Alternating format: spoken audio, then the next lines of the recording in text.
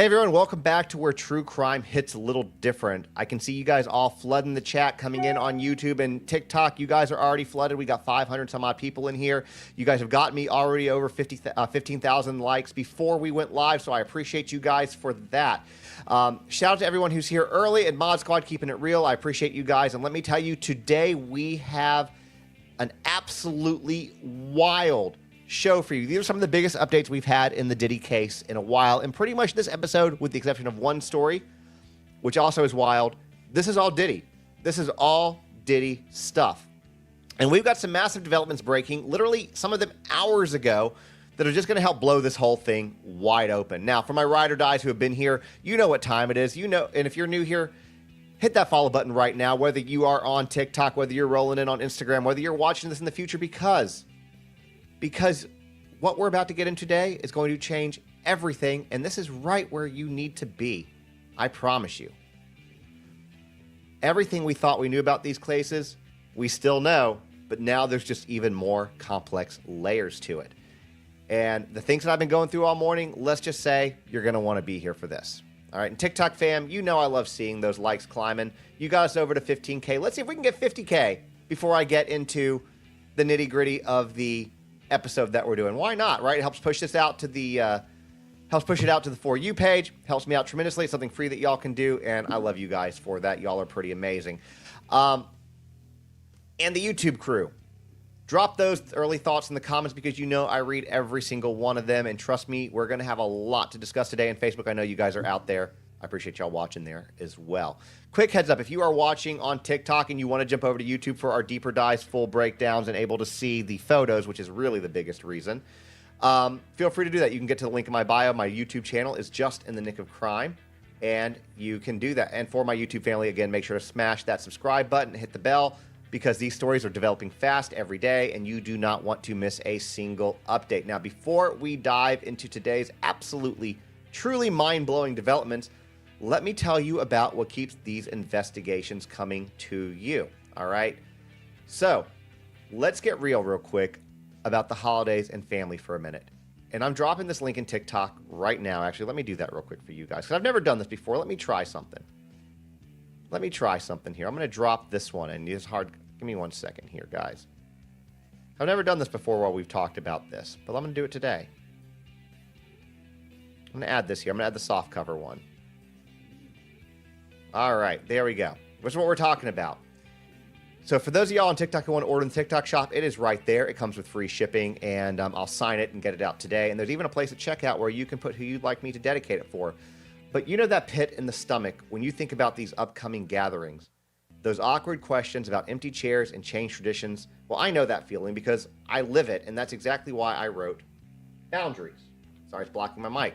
And here's the thing. We're all part of something bigger. Over 25% of millennials and Gen Z are choosing healthier family relationships, even when it's hard, even when it means having those tough conversations with our kids. But here's the beautiful part. We get to rewrite the story. We get to teach our kids that healthy relationships don't come with anxiety. Boundaries are acts of love, not punishment, and family is perfect exactly how it is. This isn't just another parenting book, y'all. It's the only one like this, and this is the conversation I wish someone had had with me when I was little. It's permission to celebrate your family exactly the way it is, because let's be honest, our kids deserve to understand these things way earlier than we did. Now,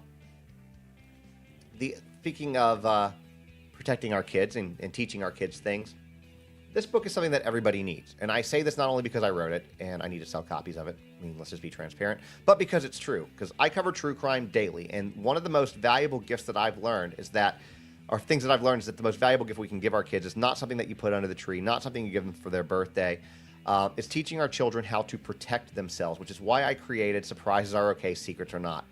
Through 3 friends' adventures, this book makes the crucial distinction about fun surprises and unsafe secrets, empowers without frightening, gives practical guidance kids always remember, and makes it clear that speaking up is always right. Remember, most harm does not come from strangers. And as people are coming into your house for the holidays, remember that it comes from trusted people who use secrets as tools, but we can change that story. This is available now at JustInTheNickOfCrime.com or in our TikTok shop. It is dropped below, and I see some of y'all viewing it, and I appreciate that. Because every child deserves to know that their voice matters. And the best time for these conversations was yesterday, but the best next time is right now. Our hardcover editions are back in limited quantity. Hardcovers and bundles, including the softcover bundle, always come with free shipping because if you're like me, I hate paying for shipping. I will literally put stuff in my cart and choose to not buy them based on shipping, so I give y'all free shipping on the bundles and the hardcovers. I can't afford to do it on the softcovers. Margins just aren't there, y'all. Just not there. Now, if you don't want or need the books but still want to financially support the works we do here, and I forgot to change this for you guys on here, as you know, I will never beg you guys, ever, ever, ever. We'll never beg you guys for gifts, donations, or super chats, but I can't stop you guys from sending them, and I'm not going to return them. So if you want to financially support the hard work that we do here, that's on you. Now, last real quick update before we jump into today's stories. A lot of y'all were asking about the podcast on live that I did with Gabby Petito's family. That has been, if you missed that we did on Saturday, that has been uploaded on YouTube. You can go watch it. It is available right now. Now, whether you're watching this on YouTube, TikTok, Facebook, it takes a second. Hit those engagement buttons. Every like, every comment, every share, every follow, every subscribe helps us reach more people who want this kind of straight-to-the-facts coverage. Now, Tik Tok Shop, I'm going to turn off the... a couple of y'all are still looking at it, so I'm going to give it a second before I turn off the link. But let's get into today's development. And lastly, again, on TikTok, if you are watching over there, you might want to see some of the photos or whatever we have today. You can jump over to YouTube for that. And YouTubers, again, hit the bell. Now, let's get into this because we have a lot, and I mean a lot, to cover today. Now, that being said, why am I showing this photo that's up here? Again, on TikTok, you can't see the photo. I'm taking the link down so TikTok doesn't yell at me. Why am I showing this photo? What does it have to do with Diddy? Well, it doesn't, and it does. But it's a concerning story, and I want to share it with you. And there's a reason why I'm sharing it, and it does tie back to Diddy. And again, if you're on TikTok, you can't see it. Don't be like, I can't see it. This is Brook Shields, and I want to show you something that I find really disturbing. And you may be asking, how is this related to what we usually talk about? Well, regarding Diddy at least. And it isn't, but again, it is. And I know that's contradictory. And we're going to talk about some photos in the article. There's 4 pics in total here. And we're going to talk about how this gets progressively worse. All right?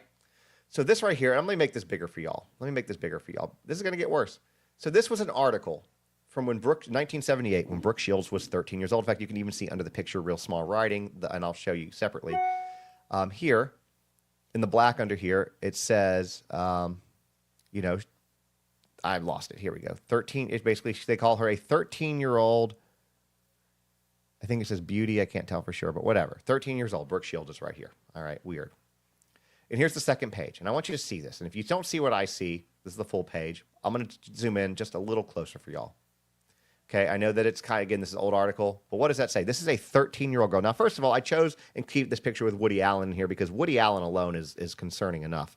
But here's what it says. At 13 years old, Brook Shields is a sultry mix of all-American virgin and whore. She's 13 years old, y'all. She's 13. Like, this is concerning.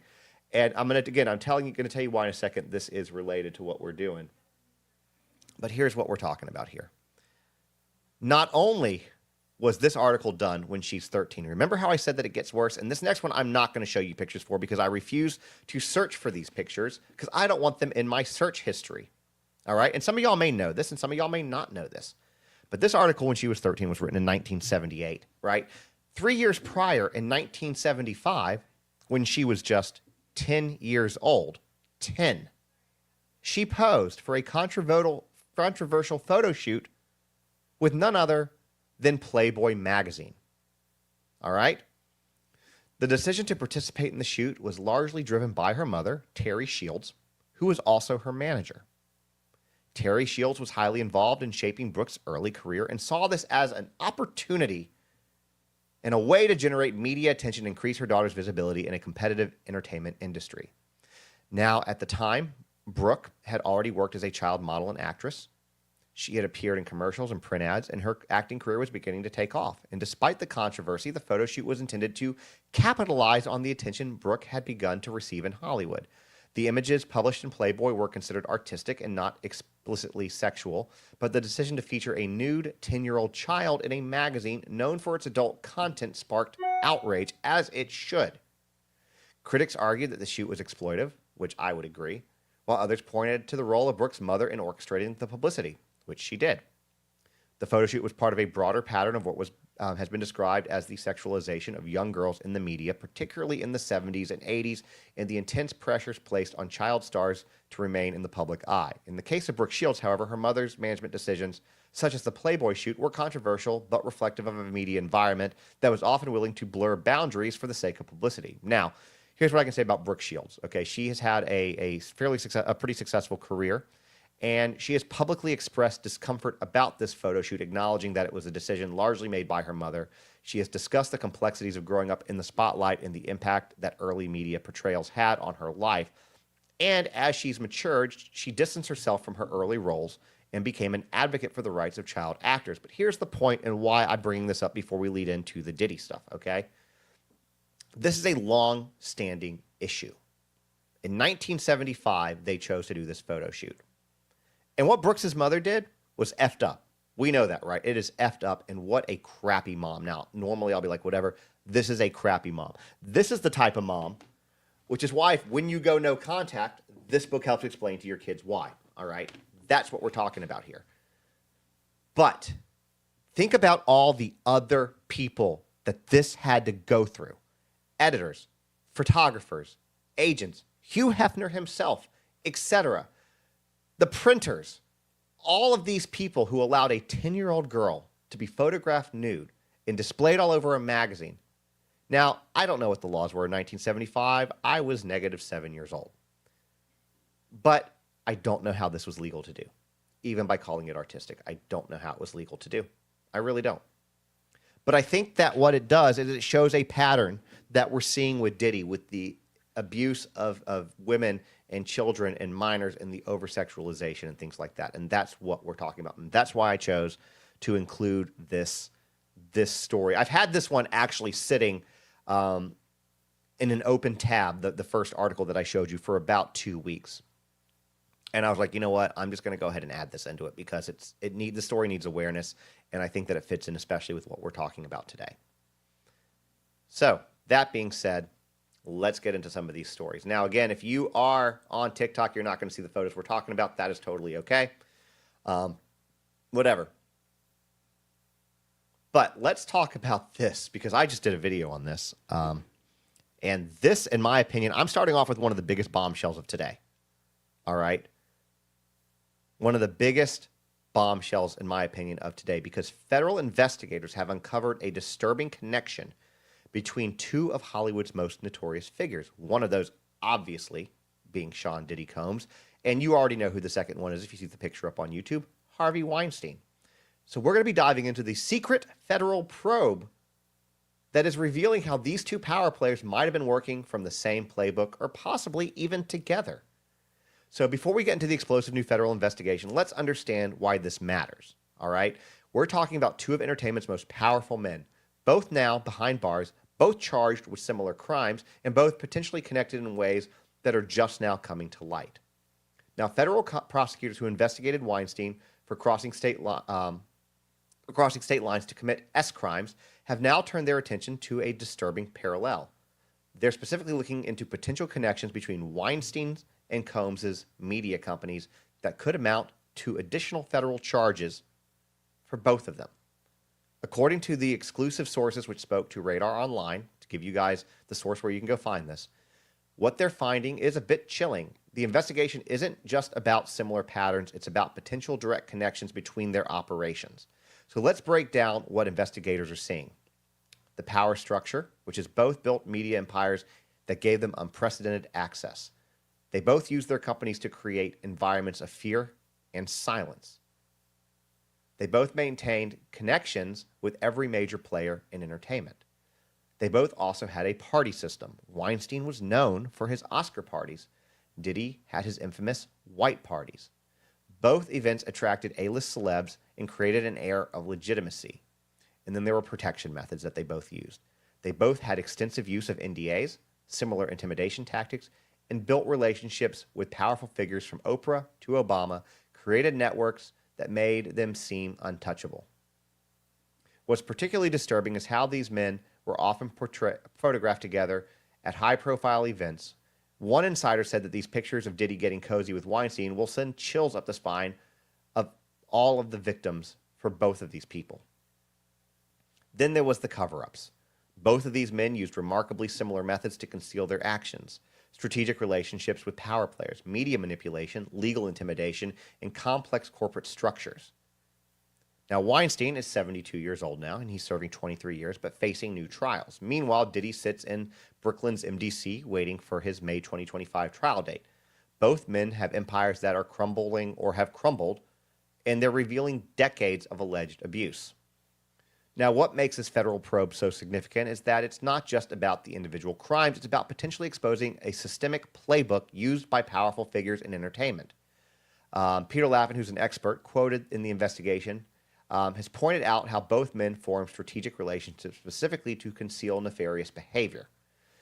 The investigation could have far-reaching implications, like new federal charges for both of these people, exposure of a broader industry network or networks, revelations about how power structures protect these abusers, and possible involvement of other major industry figures. As this federal probe continues, we're likely to see more connections emerge. The real question isn't just about Diddy and Weinstein, though. It's about how many more others might have used this same playbook, and who else might be implicated as these investigations continue. Obviously, you guys know that we are covering Diddy. So, again, if you're coming into to TikTok right now and you're new, hit that follow button. If you're for YouTube, that subscribe and that notification bell, because we're going to cover this closely. But here's what I want you guys to answer in the questions in the comments, right? What do you think about these revelations? I want to know what you legitimately want to know y'all's thoughts, right? The other thing that I want to point out here is that they're looking at, because these playbooks are so similar, they're looking at if these two also worked together. So we're going to find out more in coming days. But federal prosecutors who are working on Diddy's case, working on Weinstein's case, are now working together. Federal prosecutors who are working on Diddy's case are talking and liaisoning with federal prosecutors in the Tupac case, and the Keefe D trial got moved from November to next year, I think March. So that's interesting. I don't know how many other secret probes are going on, and I guess we'll find out as they come out.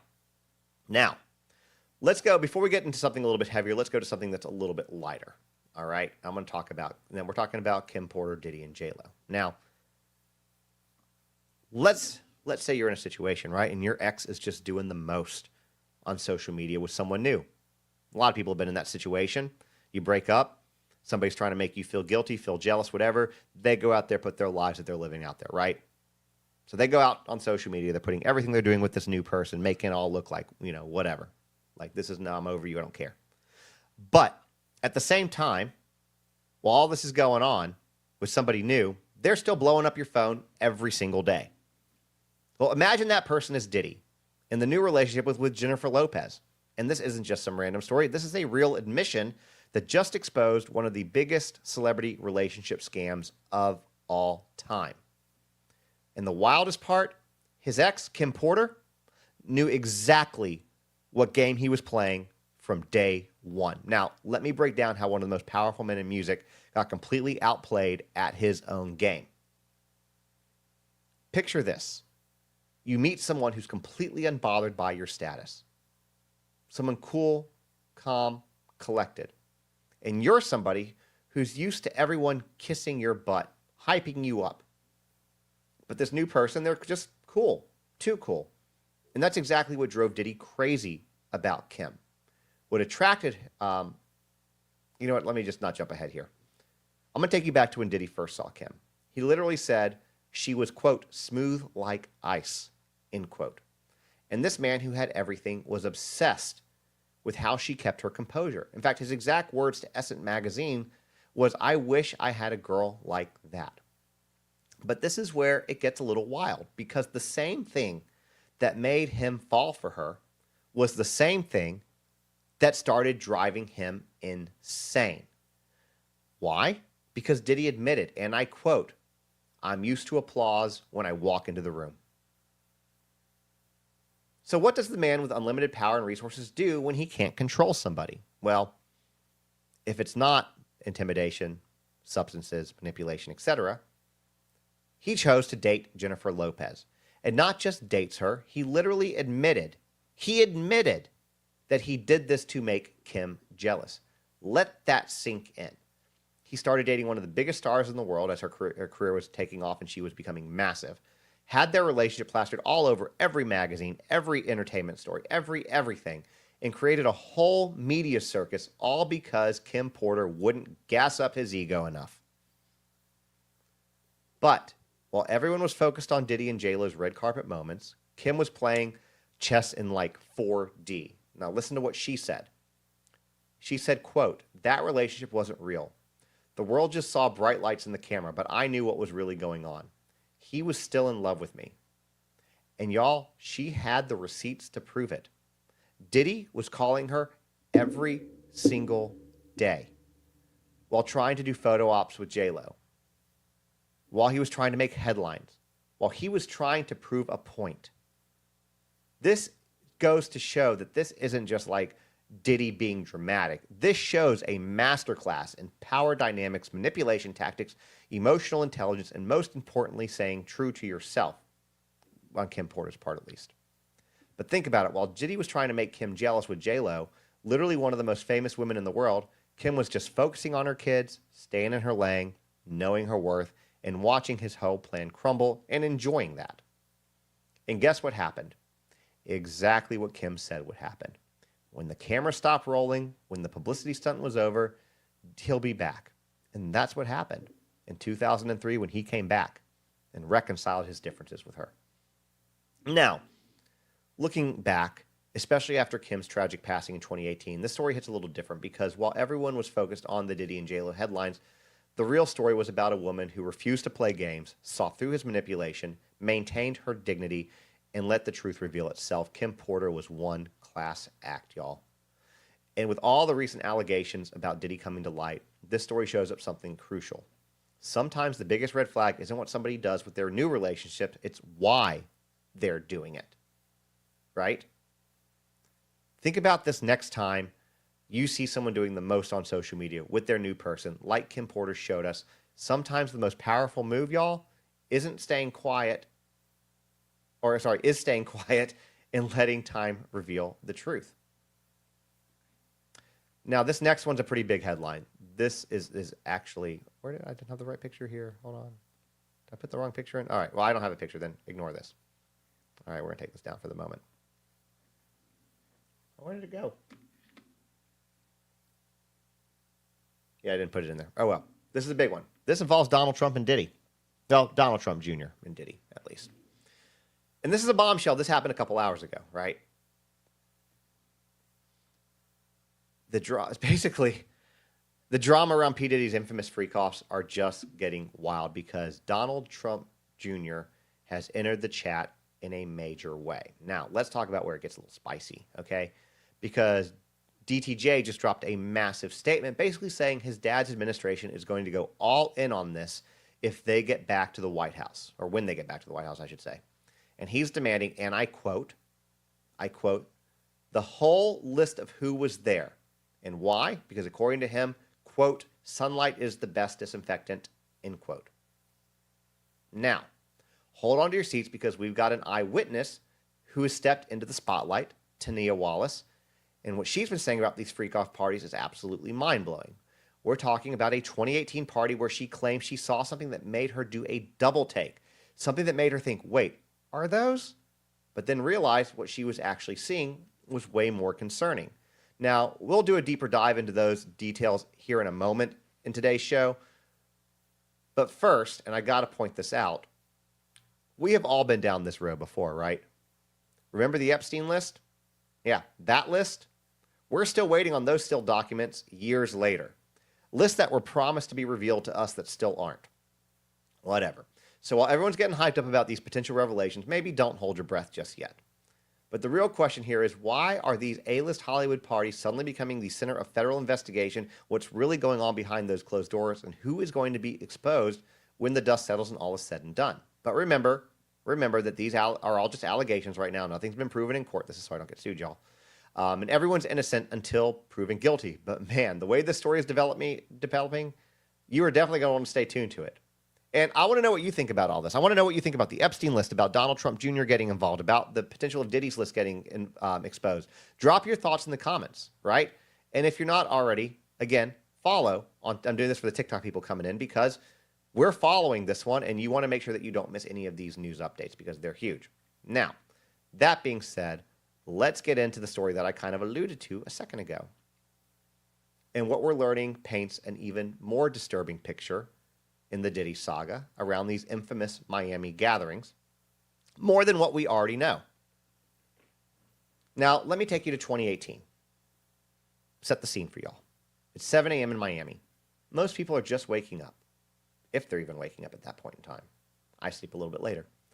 But according to our new witness, Tena Wallace, at Diddy's mansion, the party was still in full swing at 7 a.m., not even showing signs of slowing. Now, Tena Wallace is an aspiring singer who says she was flown in by a prince. Now, think about that for a second. Think about the level of connections we're talking about here. We do know that Diddy was obsessed with the British royal family, but it seems like any royalty would do.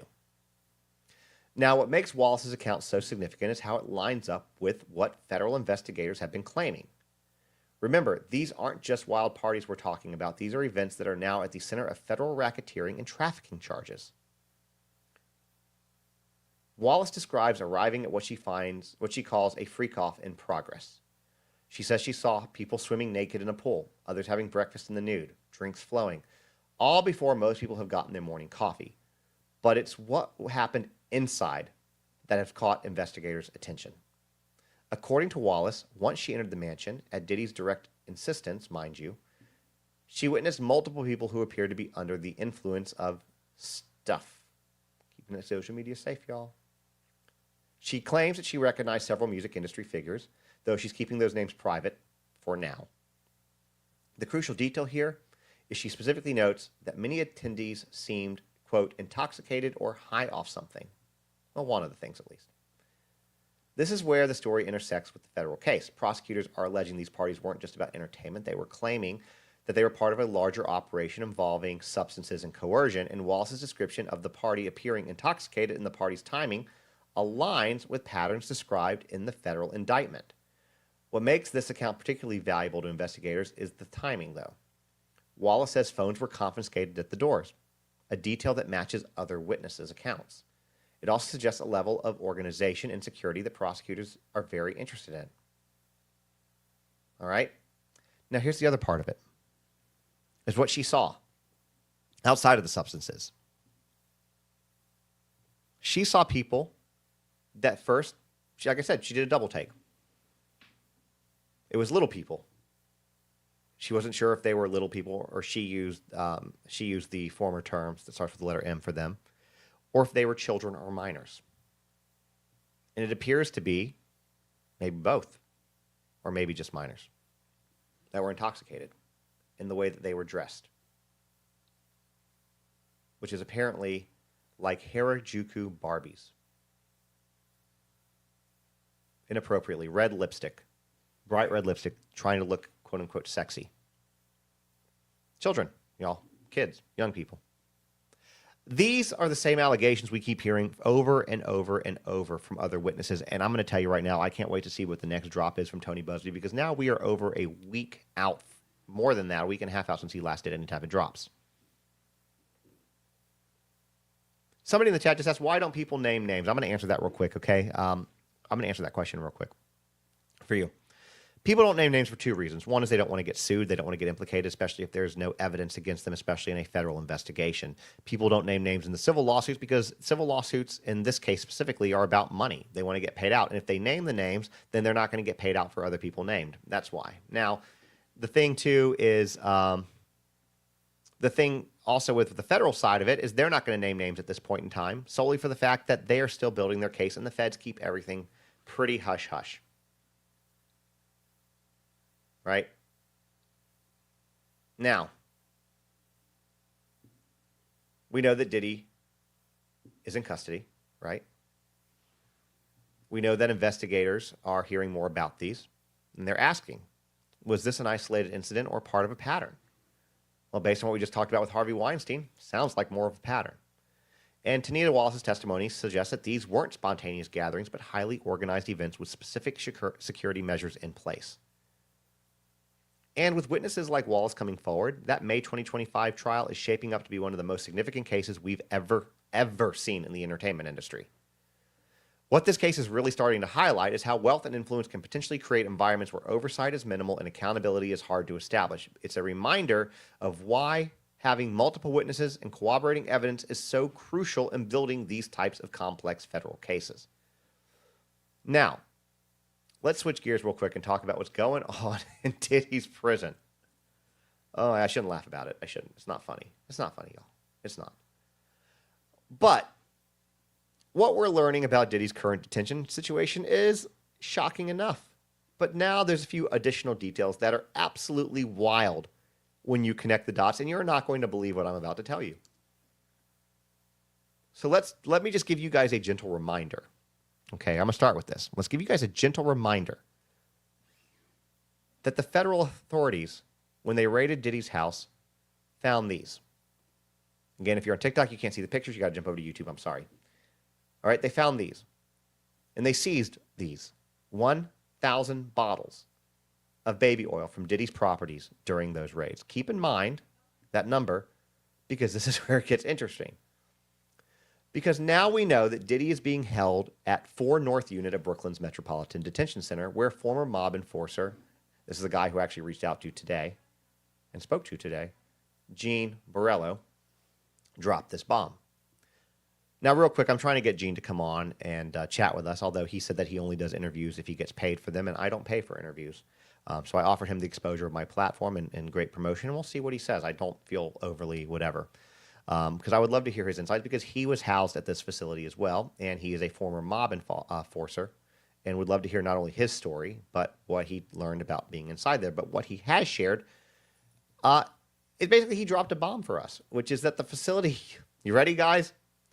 The facility used to sell baby oil in their commissary, but they had to stop. I don't know when they had to stop, but they had to stop. But the facility sold baby oil. Right? Sold baby oil. Anyways, why a federal detention center had to specifically ban baby oil from being sold to inmates, why they sold it in the first place, the implications of why they might have had to do that are, well, let's just say disturbing.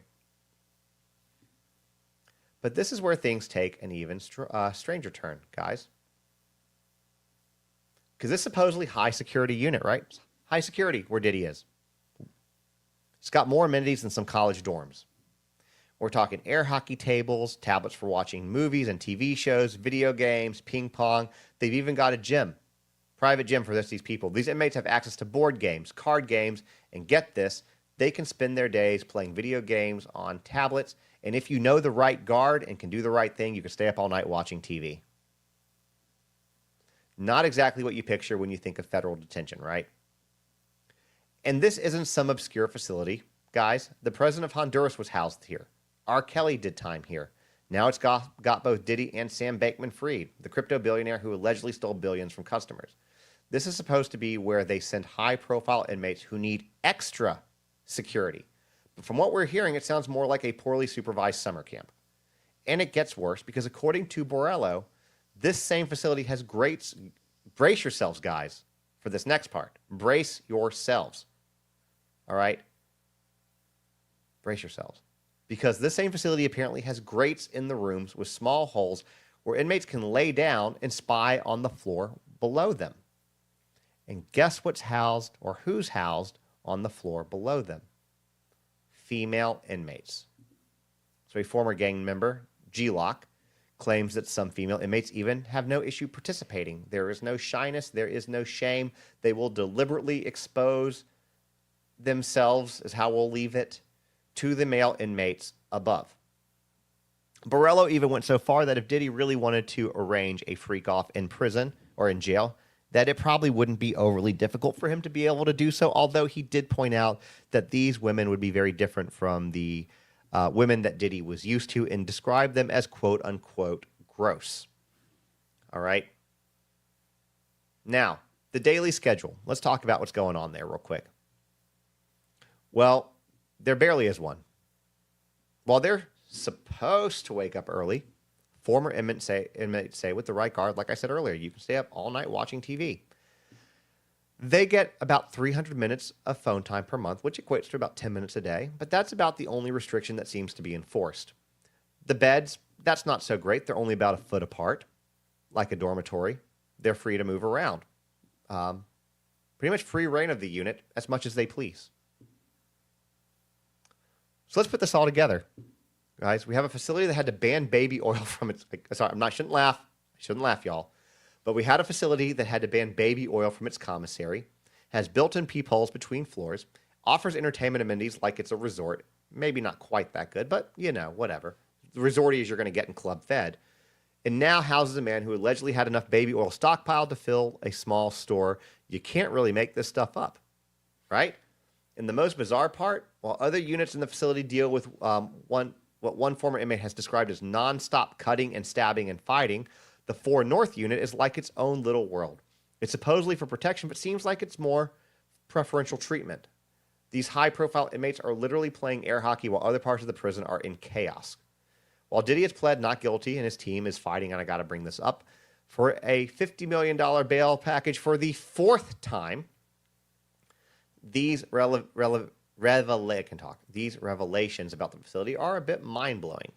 In a high-security unit that had to specifically ban baby oil from its commissary and provides video games and movies, that should tell you everything you need to know about what's going on in there. Now, remember, this isn't just some random run-of-the-mill minimum security prison. This is a federal detention center in New York City, the only one in Metro New York that's supposed to be handling some of the most high-profile and potentially dangerous inmates in the entire system. Yet it has these incredibly concerning security oversights and a history of having to ban certain commissary items due to apparent misuse. Guys, this isn't just about what Diddy's experiencing in prison. This is about a systemic failure in our federal detention system that appears to have a documented history of enabling inappropriate behavior, and we wonder why the Department of Justice had to raid this facility. When a facility has to specifically stop selling baby oil, has built-in peepholes between floors, and treats inmates like they're at summer camp, well, those aren't exactly coincidences, are they?